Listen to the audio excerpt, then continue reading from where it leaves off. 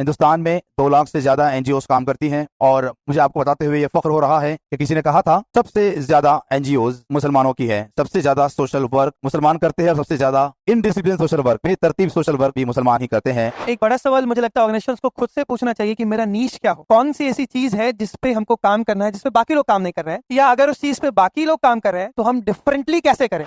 मैंने जो एक चीज कॉमन महसूस की है, मुसलमानों में जितनी भी कामयाब ऑर्गेनाइजेशंस आप देखेंगे कि वो सिंगल अफराद के इर्द गिर्द। मैं समझता हूँ कि इसमें बहुत सारे लेसन हैं हमारे लिए। ऑर्गेनाइजेशंस जो होती है वो एक तरह की लीगल एंटिटी होती है जो कि एक बड़े लॉन्ग टर्म विजन के साथ आती है। उनकी उम्र जो है इंसान की उम्र से बहुत मुख्तलिफ होती है। ऑर्गेनाइजेशन 1 पर्सन 1 फैमिली पे डिपेंडेंट ना हो, ऑर्गेनाइजेशन में चेंजेस होते रहे। मिसाल के तौर पे अगर कोई ट्रस्ट है उसमें अगर 6 लोग हैं तो हर 3 साल के बाद 3 लोग बदले जाए ताकि नए लोग भी इसमें ट्रेन हो। इसमें अगर इदारे को ऑर्गेनाइजेशन को अच्छे तरीके से चलाना है, लॉन्ग टर्म में चलाना है, तो लोगों ने पीछे भी हटना चाहिए और अभी लोगों को आगे भी करना चाहिए, रोटेशन में लेना चाहिए। एक सिस्टम मैंने देखा एक साउथ की एक सिटी में, बड़े सिटी में, जब मैं वहां गया रमजान में तो लोगों ने थैले भर के रखे थे और उसमें 5-5 के सिक्के थे। जब सबसे बड़ा सिक्का 5 का था, फिर लोग आते थे तो ऐसा मुट्ठी डालते थे, अब कितने आ रहे नहीं पता, ऐसा डाल देते थे। मैंने उनसे पूछा रमजान में क्या ऐसे सदका देते हैं आप लोग? माशाल्लाह, मतलब 5 के सिक्कों को ऐसा उठा के देना। तो कहा नहीं, ज़कात कैसे देते हैं हर साल, थैलों में मंगाते हैं पैसे और कितना दे रहे मालूम नहीं हो बोल के ऐसा करके वो डाल रहे। तो मैंने कहा इतना आपने ज़कात को तोड़ा और इतना खराब किया, इससे तो किसी आदमी का कोई मसला नहीं होगा, शायद वो ईद के कपड़े पहन ले और शिरखुरमे का सामान ले ले। तो उसको कोशिश करे कि सेंट्रलिटी हो, उसको आइडेंटिफाई किया जाए, जरूरतमंद उतना दिया जाए कि उसका वो मसला हल हो जाए। लीडरशिप के लिए सबसे पहली चीज ये है कि आपके अंदर कुर्बानी का जज्बा होना चाहिए। सबसे पहली बात तो ये रहेगी। और दूसरी बात ये रहेगी कि आप जब किसी ग्रुप को या किसी ऑर्गेनाइजेशन को लीड करना चाहते हैं तो आपको बहुत अच्छा लिसनर होना पड़ेगा। आप अगर दूसरों की बात सुन नहीं सकते हैं सब्र के साथ में, तो आप कभी भी अच्छे लीडर नहीं बन सकते हैं।